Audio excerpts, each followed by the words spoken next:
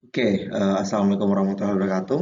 Eh, Mari kita lanjutkan untuk materi selanjutnya untuk bagian integral lipat 2 untuk daerah Sembarang ya. Jadi kalau di subbab sebelumnya kita belajar mengenai daerahnya persegi panjang. Nah, sekarang bagaimana jika daerahnya Sembarang? Jadi sudah bukan persegi panjang lagi. Oke, mari kita lihat secara teori dan gambaran geometrinya ya mengenai integral lipat batas daerah sembarang. Jadi secara umum integral lipat untuk daerah sembarang ini relatif sulit dilakukan. Kenapa?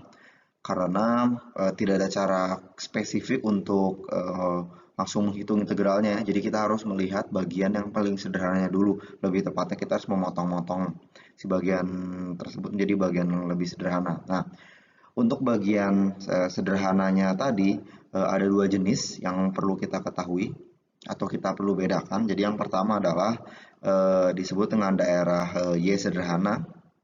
Jadi dia merupakan daerah yang dibatasi oleh dua buah fungsi Y.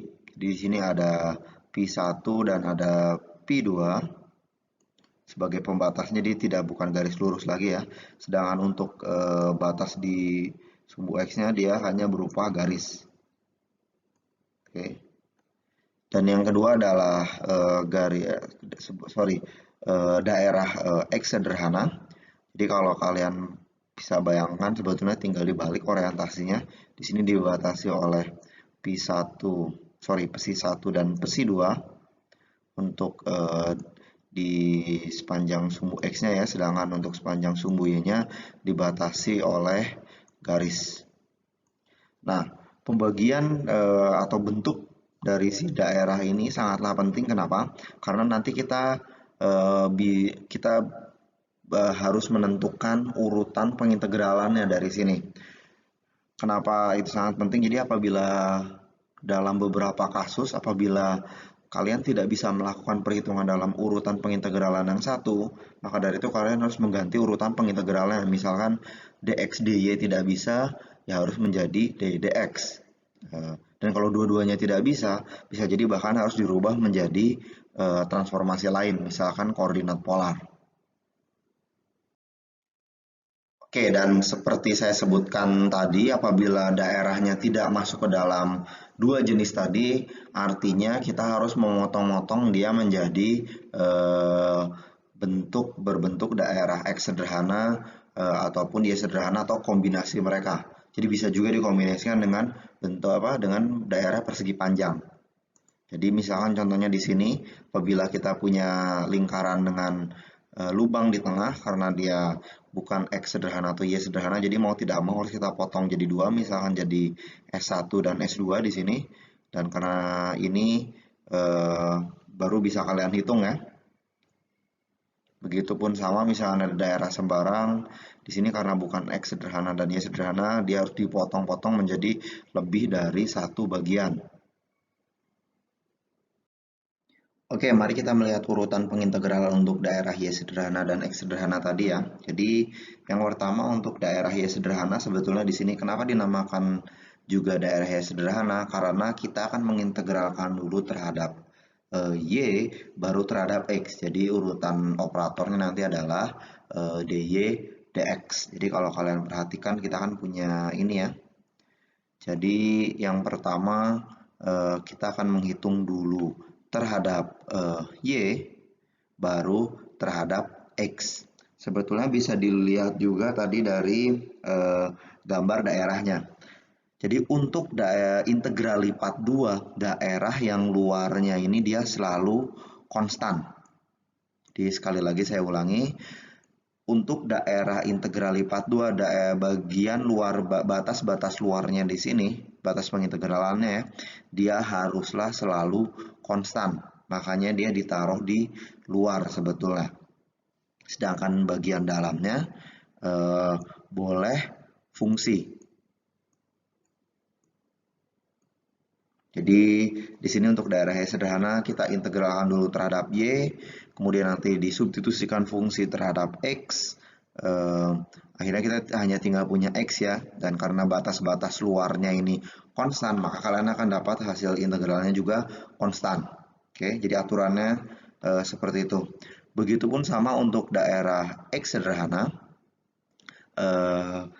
Kita integralkan dulu terhadap X, baru terhadap Y. Jadi urutan operatornya adalah dx, dy.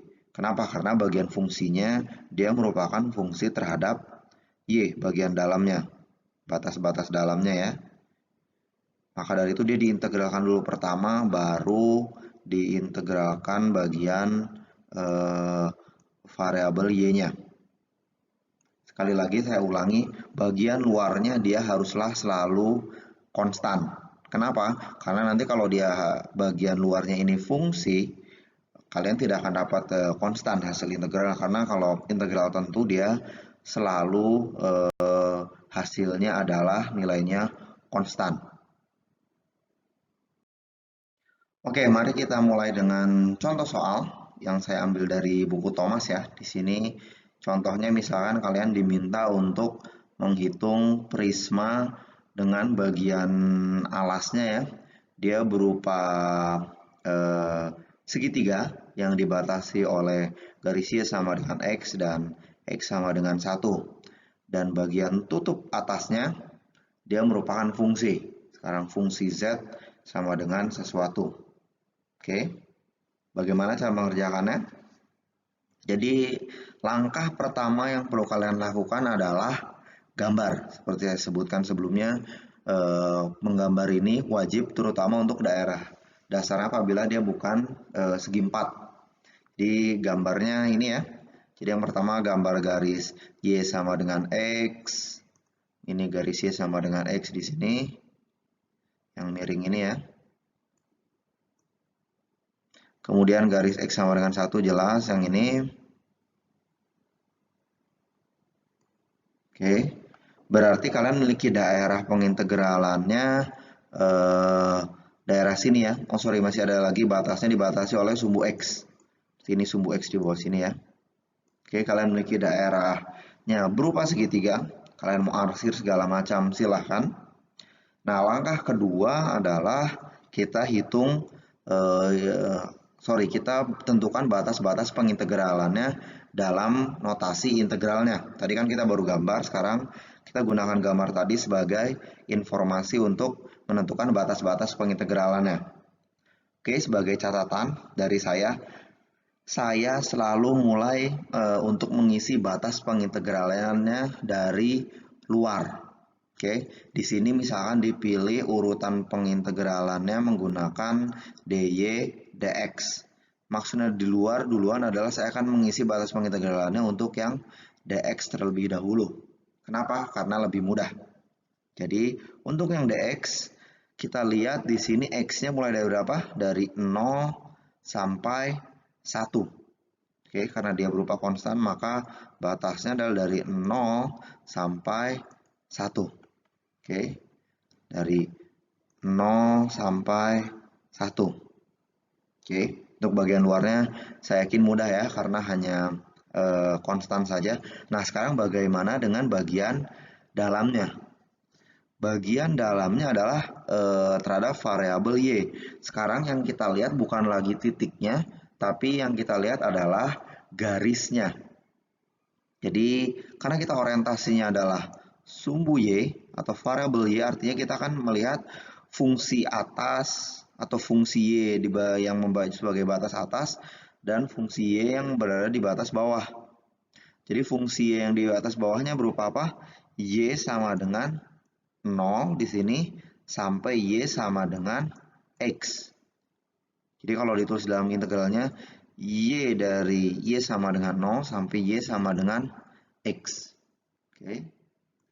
Dari 0 sampai sama dengan X. Jadi kalau kalian perhatikan lagi, ini berbeda dengan daerah persegi panjang kemarin ya. Bagian dalam integralnya atau integral yang pertama kali kita hitung, dia berupa fungsi, tidak lagi hanya konstan. Jadi sebetulnya X dan 0-nya di sini dia berupa garis atau kurva sebetulnya. Maka dari itu integralnya sebetulnya sama. Jadi kalian integralkan dulu dalamnya, baru luarnya. Dan sebagai catatan saya sebagai pengingat, ingat fungsi bagian dalamnya ini tidak berpengaruh apa-apa terhadap batas-batas pengintegralannya karena ini hanya tutup dari si prismanya ataupun bentuk bendanya seperti apapun. Jadi fungsi yang kita integralkan ini tidak mempengaruhi batas-batas pengintegralannya, artinya tidak perlu kita ubah apapun. Oke.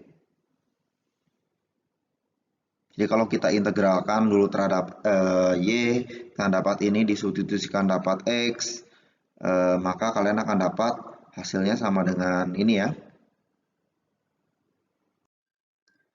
Oke, sekarang bagaimana jika urutan pengintegralannya kita rubah?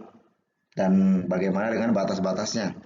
Jadi langkah pertama, sebetulnya kalian bisa gunakan gambar yang sama, cuman sekarang si batas-batasnya akan sedikit berubah ya. Jadi tadi menggunakan dy dx, sekarang akan menggunakan dx dy.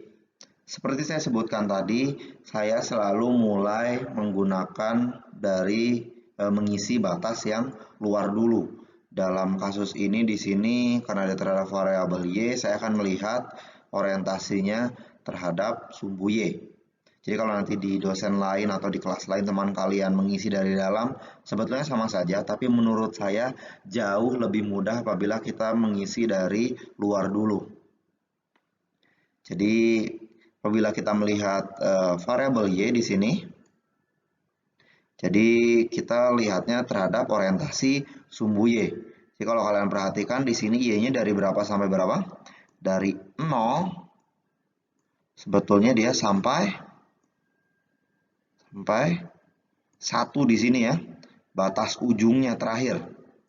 Oke, maka dari itu batas-batas pengintegralannya dari 0 sampai 1. Oke, jadi karena bagian luarnya harus selalu konstan, jadi konstan ya. Nah, sekarang bagaimana dengan bagian dalamnya terhadap variabel x di sini? Kalau untuk bagian dalamnya kita lihat berarti orientasinya terhadap sumbu x. Fungsinya kira-kira dari berapa sampai berapa? Yang bagian tutup atasnya adalah fungsi x sama dengan 1 ini. Oke. Sedangkan tutup bawahnya yang mana kira-kira? Yaitu batas si garis miring ini ya. Ini seorientasi terhadap sumbu x. Maka dari itu batas pengintegralannya dari x sama dengan y sampai x sama dengan 1. X sama dengan y dan x sama dengan 1.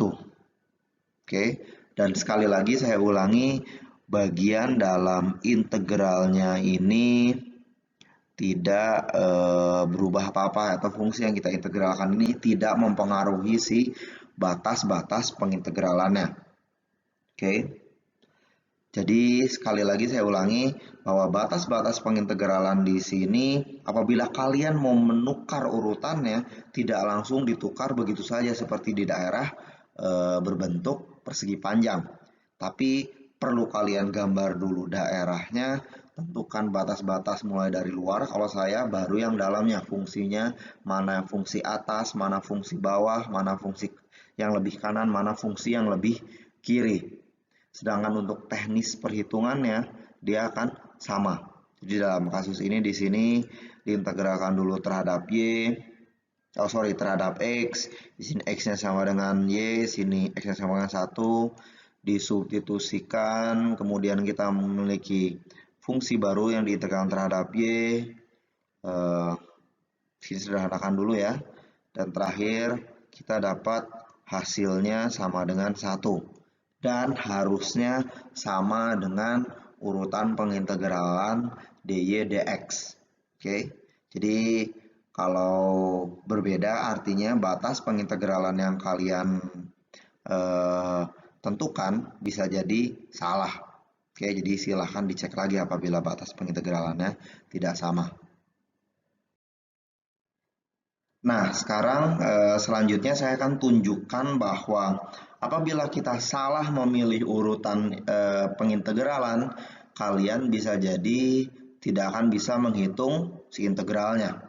Jadi contoh misalkan di sini kalian punya fungsi sin X dibagi X terhadap dA ya, dA artinya di sini bisa dx dy atau dy dx. Jadi dan di daerah R di mana R-nya dia berupa daerah yang sama seperti sebelumnya. Jadi dia berupa segitiga ya, yang dibatasi sumbu X, X sama dengan 1 dan garisnya sama dengan X. Nah, yang pertama saya akan menggunakan urutan pengintegralan dy dx. Jadi kalau kalian lihat, kalau menggunakan batas pengintegralan dy dx, tinggal di copy dari perhitungan sebelumnya, batas luarnya untuk yang x ini kita lihat dari 0 sampai 1. Jadi 0 sampai 1 di bagian sini.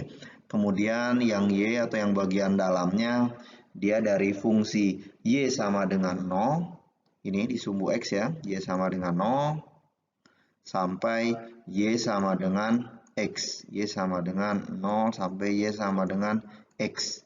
Oke, jadi hanya copy dari slide sebelumnya. Maka kalau kita integralkan, karena di sini semua x-nya dianggap konstan, tinggal dikalikan y saja ya. Kalau kita substitusikan batasnya, kalian akan punya integral dari 0 sampai 1 sin x dx, di mana hasilnya adalah min cos 1 ditambah 1.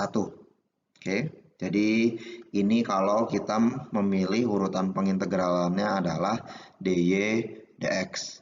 Nah, sekarang bagaimana apabila urutan pengintegralannya kita pilih dx dy?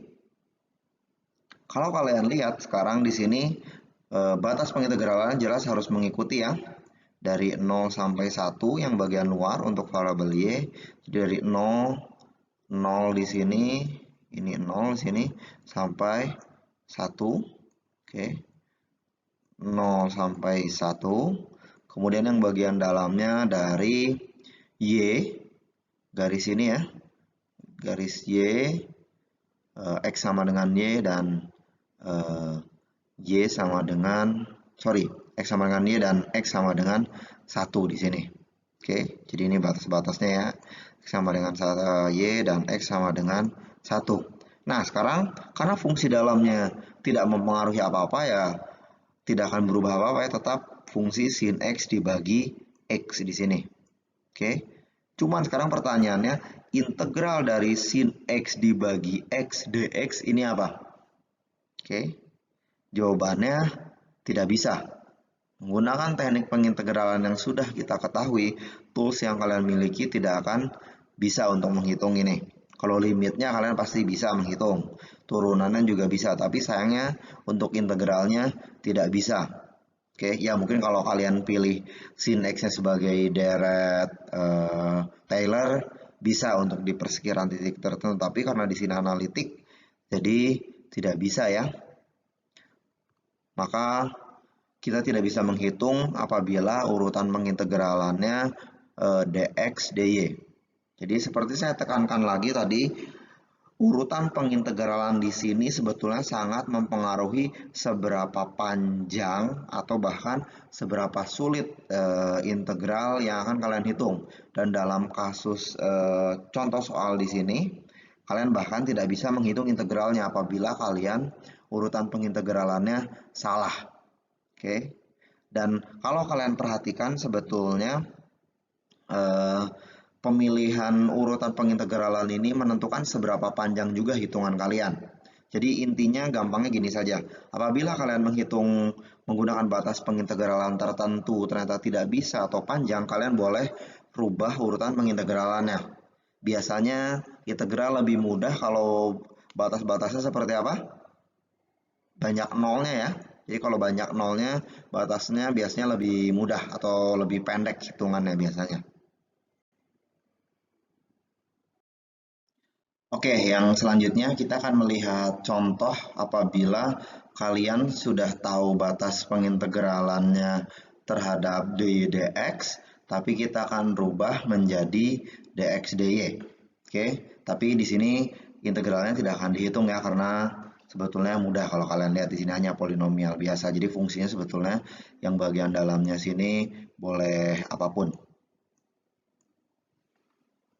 Oke, langkah pertama kalau kalian melihat integral ini apa yang kalian lakukan? Ya jelas ya dari perintah soalnya apa? Gambar ya. Jadi gambar batas-batasnya yang pertama lihat dari fungsinya dulu. Sebetulnya kalau menggambar enak dari dalam. Jadi karena di sini variabelnya y, artinya kalian akan punya fungsi y sama dengan x kuadrat dan y sama dengan 2x. Kalian akan punya ini y sama dengan x kuadrat, yang ini ya, yang saya kasih garis 2 ini. Kemudian ya, y sama dengan 2x dari sini. Oke. Oke, kalau daerahnya sudah berupa daerah tertutup berarti beres. Cuma kalau di sini kita belum tahu apakah daerah yang di atas ini juga masuk atau tidak. Jadi kita harus lihat batasnya yang lain lagi. Jadi untuk batas x-nya dia dari 0 sampai 2. 0 jelas mereka berpotongan di 0 ya. Dan 2 juga mereka ternyata berpotongan di 2. Kalau kita tarik garis lurus, maaf di sini tidak lurus, berarti dia dari 0 sampai 2. Artinya kalian akan dapat daerah pengintegralannya, misal saya namai R di sini, ini ya, daerah pengintegralannya. Nah, sekarang bagaimana kalau kalian mau rubah urutannya? Tadi gambar sudah bisa kalian dari batas pengintegralan digambar. Sekarang dari gambar kita akan mendapatkan urutan pengintegralan apabila dirubah menjadi dx dy. Oke, apa yang perlu kalian lakukan pertama? Seperti saya sebutkan sebelumnya, lebih mudah apabila kita mulai dari luar. Jadi dari orientasi sumbu y dulu ya, variabel y. Y dari berapa sampai berapa? Dari 0 di sini sampai 4. Potongannya sampai 4 di sini ya. Maka dari itu batas pengintegralan adalah dari 0 sampai 4. Oke. Jadi gampang ya untuk bagian dalam. Untuk bagian luar. Untuk yang bagian dalamnya bagaimana? Sekarang kita lihat fungsinya. Karena dia terhadap x, kita melihat fungsi x sama dengan sesuatu. Batasnya yang luar ini adalah yang paling kanan, paling atas dulu atau kanan adalah x sama dengan akar y atau grafik yang ini ya. Garis yang melengkung ini yaitu akar y, x sama dengan akar y, bagian atasnya, dan bagian bawahnya adalah x sama dengan y per 2 atau garis yang lurus ini. Maka dari itu batasnya dari y per 2 sampai akar y. Oke, jadi sekali lagi saya sebutkan, saya ulangi, fungsi bagian dalamnya ini tidak akan berubah menjadi fungsi lain ya apabila kalian merubah batas pengintegralan. Jadi hanya bagian sini ini yang berubah kalau kalian merubah urutan pengintegralannya. Jadi ini yang perlu kalian perhatikan sebetulnya. Jadi bagian tersulit dari integral lipat 2 untuk daerah bukan persegi panjang adalah menentukan batas-batasnya dari mulai menggambar, apabila kalian merubah urutan, dan juga nanti itu bisa sangat mempengaruhi apakah integralnya bisa dihitung atau tidak. Oke, untuk contoh soal selanjutnya, ini seperti sudah dibahas. Jadi bagaimana atau sudah ditanyakan sebetulnya oleh kalian ya, bagaimana apabila kita memiliki daerah yang berupa kalimat. Jadi integral tidak dituliskan kalau kalian lihat di sini, tapi daerah-daerah dan fungsi-fungsinya dalam bentuk kalimat. Jadi kalian di sini suruh mencari volume dari sebuah benda di oktan pertama dengan batas-batas ini. Ini oktan pertama ya, dengan dibatasi paraboloida ini. Jadi z sama dengan x kuadrat plus y kuadrat dengan batas silinder ini. Jadi kalau kalian lihat Kira-kira tutupnya yang mana dan yang daerah pengintegralan yang mana? Ada yang bisa tebak? Jadi sebetulnya yang menjadi daerah pengintegralan kita adalah si silindernya di sini, yang ini. Sedangkan tutupnya adalah paraboloidanya. Kenapa? Karena tidak ada Z di sini. Oke, karena ini kan fungsi 3 dimensi, Z-nya nanti yang kita integralkan. Jadi ini akan kita integralkan sebetulnya. Oke, langkah pertama mungkin gambar ya. Jadi daerah pengintegralannya dia akan berupa lingkaran berjari-jari 2, tapi di oktan pertama. Maka kita akan punya ini, lingkaran berjari-jari 2 di oktan pertama. Kalian punya ini ya. Jadi garisnya kalau kita nyatakan dalam fungsi X, kalian akan dapat ini ya. X sama dengan akar 4 min Y kuadrat. Karena dia positif ya harusnya plus minus. Oke, jadi kita punya daerah pengintegralannya ini. S-nya dari 0 sampai akar ini. Si Y-nya ya. Dan, fungsi X-nya sama dengan ini. Kemudian untuk Y-nya dari 0 sampai 2 yang atas ini. Oke. Kalian sudah punya daerah pengintegralannya. Kemudian seperti saya bilang tadi, yang mau diintegralkan adalah terhadap Z. Dan Z-nya ini tidak mempengaruhi apa-apa sebetulnya. Oke, sekarang dA-nya akan dipilih, urutan pengintegralannya adalah dx dy. Oke. Sebetulnya kalau kalian sudah tuliskan S-nya seperti ini, langsung saja. Untuk yang Y-nya dari 0 sampai 2, dari 0 sampai 2 ya di sini. Oke. Sedangkan yang X-nya bagian dalamnya dari 0, fungsi X sama dengan 0 sampai X sama dengan akar 4 min Y kuadrat. 0 sampai akar min 4 Y kuadrat. Jadi kalian bisa juga tuliskan daerahnya dalam S seperti ini ya. Nanti tinggal dimasukkan ke dalam integralnya, lebih mudah biasanya. Oke, diintegralkan terhadap X, kalian akan mendapatkan ini. Dan kalau kalian perhatikan sebetulnya di sini integralnya lumayan kompleks. Kalian membutuhkan substitusi trigonometri. Jadi misalkan disubstitusikan ini, kalian akan dapat hasil transformasinya terhadap theta ini.